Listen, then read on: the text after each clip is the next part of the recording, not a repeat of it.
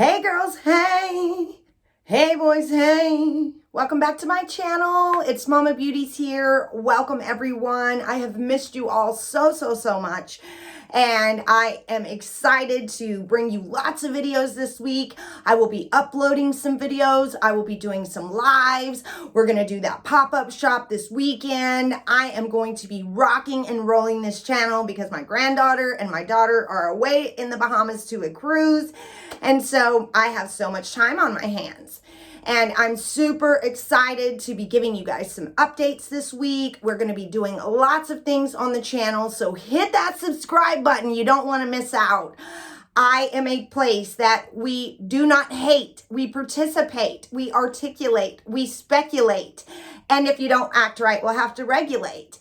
But we agree to disagree. You will not be blocked if you do not think what I am saying is true. You could think that I am a complete idiot and I will not block you as long as your delivery of your disagreements is on point, okay? So as long as you watch that tone, you can say whatever you would like on this channel. We can agree to disagree, and I love opinions that aren't the same as mine. That's the difference between me and other YouTubers.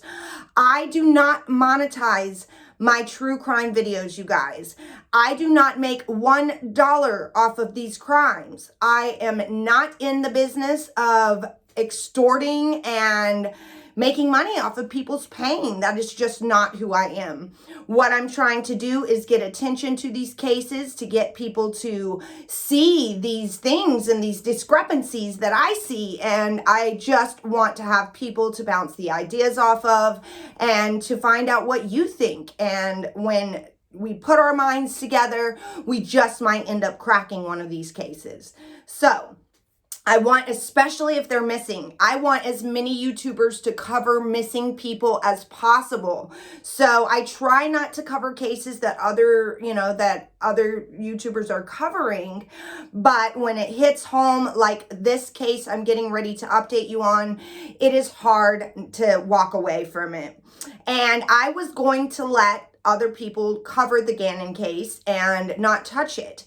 But it is another mystery in the Mile High City or the Mile High State. So I am just super worried about this young man. It's been 2 weeks, you guys, since Gannon was last seen. And basically his stepmom called authorities when the day of his disappearance and told him that he had left and that she had last seen him going to a friend's house sometime around 3:15 or 4 p.m. Well, the police told all the residents in the area to check their video surveillance and see if they happened to see what direction Gannon went in, because that's all they knew is what the stepmom, Letitia, was telling them. So lo and behold, the next door neighbor had Letitia on his video surveillance, leaving the house at 10 a.m. with Gannon and returning at 2 p.m. without him. Yes. So her story about him going to a friend's house that day at 3:15 to 4 p.m. was complete bogus. It was not right. Okay. So she has been caught in her first lie. And they show Gannon getting in the car with her at 10 a.m. and it shows him not coming back at 2 when she arrived home. So then we hear a disturbing video. If you have not subscribed to True Crime Colorado, you must subscribe to them. They are amazing. She has a soothing voice, unlike mine. And she just gets the facts out there on these cases. She covers NK. She covers the Chris Rots. And I say Chris Rots because he rots away in prison. And I don't want to say his name. But she covers lots of these Colorado cases and they are on point. Well, she ended up with this audio of Gannon crying the night before, and Letitia is the one that released the audio.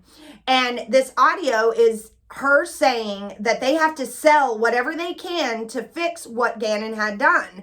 And evidently he had started a fire on the carpet with some candles or something. And this is all allegedly. I could be absolutely wrong about this. I'm just giving you the information that I've dug up.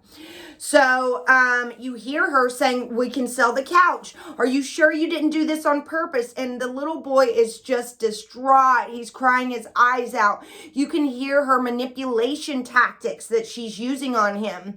And so there was this huge argument, this huge pack your bags, we're going on a guilt trip, that you can hear her giving Gannon in this video. So please go to True Crime Colorado and listen to that video. If you're in my Patreon, it's actually posted in the Patreon group, so you can listen to it there.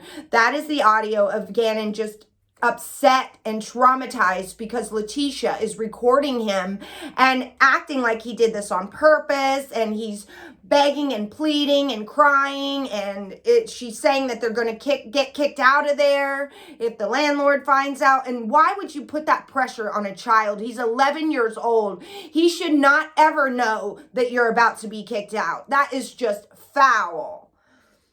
All right, so just watch the video and you'll understand. So in that moment, yesterday morning, I found myself crying my eyes out because of this video and this poor boy. And I decided, you know what? I'm going to help this young man. He's been gone for 2 weeks. He needs as much coverage as he can get. They're doing the same thing with Gannon that they were doing with Harley, and they were saying no foul play. They reported him away as a runaway at first. Now he's finally endangered and missing. But in the beginning, for the first week, he was just a runaway. And the babysitter came on in a news interview last night and said that she didn't think that Letitia was capable of doing something like this. She said that she actually would do overnight babysitting for Gannon whenever they would go out of town overnight, and that she didn't think that she was capable of it. But she also said at the end of that interview that she did not know if she did it or not. But it has been alleged that before this, that she was texting and messaging her friend saying that she thought that she did do it, because her friend was telling her, look, I think the stepmom did something. And the babysitter was agreeing with her friend, saying that she thought the stepmom did something too. But all of a sudden, lo and behold, she comes to her defense last night. And so I don't know what to believe about the babysitter, because she's talking out this side of her neck and this side of her neck. And so I don't trust what the babysitter says. And she was gone for 4 hours. And she left with Gannon, the stepmother, she left with Gannon, but did not return with him. And was gone with Gannon for 4 hours. And he is yet to be seen since. 2 weeks has passed and nothing, you guys. This all went down in Colorado Springs. She never reported, she actually reported him missing. The stepmom did. She was the one that called and said that she last seen him at about 3:15 or 4 o'clock. But that was a total lie, because she got home at 2 p.m. and Gannon wasn't with her. So she was last seen with Gannon at 10 a.m. that morning.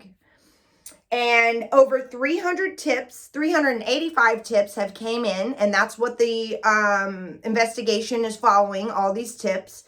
They have over 2,800 hours in this investigation.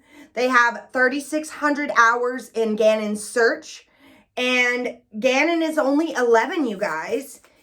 And now the FBI is helping. Thank God the FBI is involved now, and hopefully we will get some answers. El Paso County, Lorson Ranch, southeast edge of Colorado Springs, is where the home is located of Gannon. He is missing and an endangered child. Investigation, though, is still not criminal. And I don't understand how it's not criminal when she was caught in a lie. Are they letting her get comfortable, hoping that she'll go back to where something bad happened? I mean, why are they saying it's not criminal? The stepmom has lied. The audio of him crying the night before and her being manipulative and all of that, but you're saying there's no foul play? I don't understand. And it's not criminal? Is it not criminal to lie to officers to impede an investigation? I don't know. He was last seen January 27th. Letitia, who said he left to a friend's house at 3:15 or 4 p.m. and did not return. That's what she called and told the police, you guys.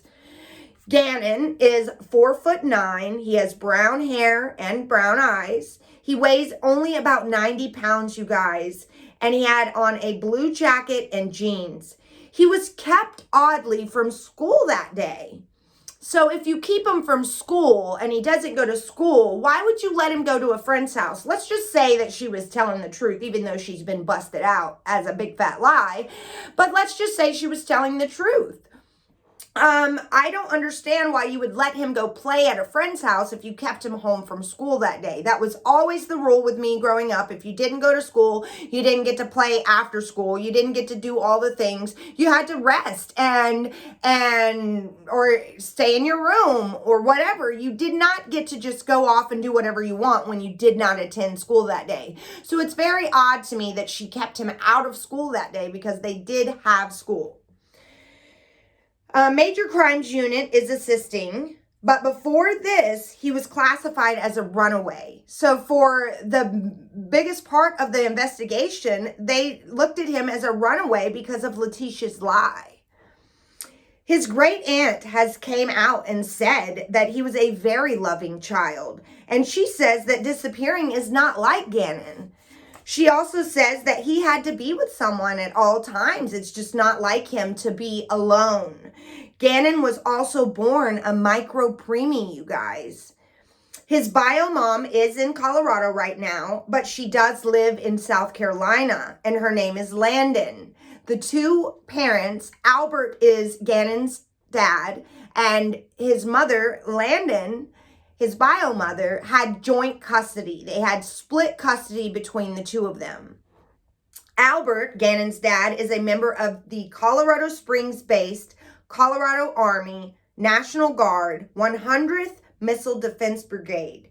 And Albert said that he was away training, but the Guard would not confirm or deny that. And True Crime Colorado is where you can go and see the babysitter's text messages and how she was contradicting herself. And if you want to hear the audio of Gannon crying the night before to Letitia and her manipulating him in that audio, you can go to my Patreon group if you are a Patreon, or you can go to True Crime Colorado and listen to it there. And it was quite disturbing, you guys. So Gannon needs meds, you guys. And it's winter in Colorado. We all know how bad it gets in Colorado. And he has been gone for 2 weeks. The initial report was he was last seen at the Come and Go on Mesa Ridge Parkway, and that was absolutely incorrect. The stepmom actually reviewed that footage and said that it was not Gannon. Letitia is saying that law enforcement denied her request for a lawyer when they interviewed her and she asked for one. She is also saying that when she got pulled over on January 30th, Letitia says that the law enforcement pulled her 17-year-old daughter out of the car and put her in handcuffs. And said that Letitia is also saying that law enforcement pulled her over with their guns drawn and said that they were going to shoot her and that they never identified themselves as cops. Cops would not confirm or deny this statement. Foul play is not suspected by law enforcement. The investigation is not criminal. And there is a command center that was put in the sheriff's office training facility on February 2nd. On February 5th, the DA went to Gannon's home, and the crime lab has been seen going to that home on several occasions collecting evidence. On February 7th, they searched a small pond near the home in hopes of finding his body. And thank God that search came up with nothing. And so if you have any idea, if you know Letitia, if you think that there's something small and minute that might not even have anything to do with the case, please call this number and tell them everything that you know about Letitia. Tell them everything that you've seen, anything that you might think is small and not pertaining to the case. It might. If you know anything about Gannon, if you know anything about Albert, the dad, if you know anything about the mom, please, if you know anything at all, please contact 719 520-6666. That number again is 719-520-6666. This beautiful 11-year-old boy has been missing since January 27th, you guys. He needs to be brought home. I am so sick and tired of investigations that obviously have foul play being written off as nothing criminal, being written off as not a criminal investigation. They dropped the ball on Harley. Are they going to drop the ball on Gannon too? I know what it's like to need to be removed from your home as a child. I know what it's like to be abused and nobody know or care. I know what it's like when you plead for help and you still live in the home of your abuser. You know better than to tell anyone. You keep that silent. And so if Letitia was ever abusing him and he was forced to stay with her alone, he would never tell. He would never tell.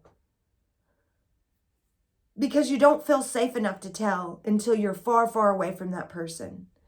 I was abused by my stepfather who murdered my mother when I was 14 years old. My earliest memory is 4 years old. And he continued to do that to me for 10 years. And because my mother kept going back to him every time she left him, I never felt safe enough to tell what was going on. Until I think while I was gone one night, she confronted him. And I think that's why she's dead today. He murdered her because she found out what he was doing to me. And do you know that once my mom died, that I never laid eyes on that man again? That my mom gave up her life because the system failed me.